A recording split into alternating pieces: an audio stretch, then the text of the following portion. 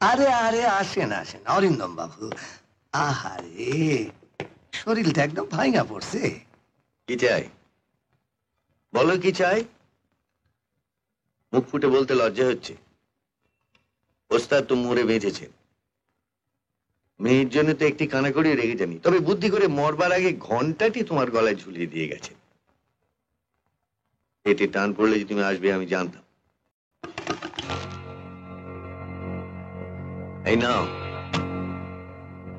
তোমাকে সাহায্য করা হচ্ছে একটি শর্তে।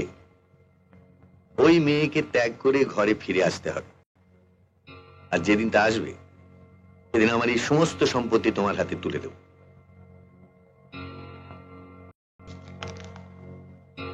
বাবা, টাকা দিয়ে হাটে বাজারে সবকিছু কেনা যায়, কিন্তু মন কেনা যায় না, মনুষ্যত্ব কেনা যায় না। তাই তোমার টাকা নিয়ে আমি কোনোদিনও অমানুষ হতে পারবো না।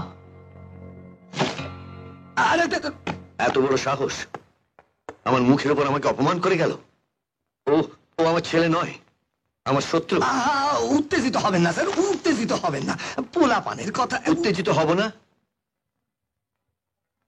মা বাবা কেউ নয়, সব ওই মেয়েটা। এদের ক্ষমা নেই সুরেশ, এদের ক্ষমা নেই।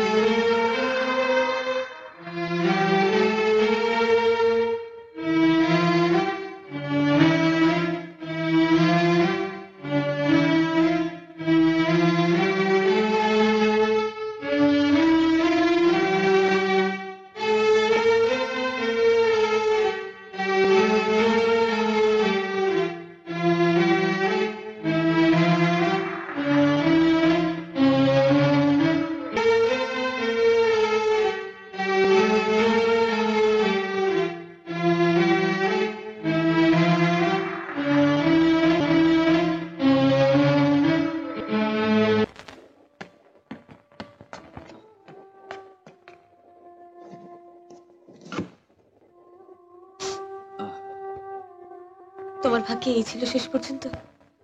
ভাগ্যটা যে কোথায় খারাপ তা তো আমি বুঝলাম না। ছাই, এসব কি তোমার স্বভাব হয়?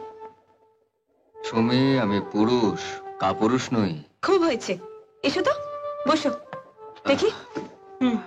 দেখি। এই কি হচ্ছে রে?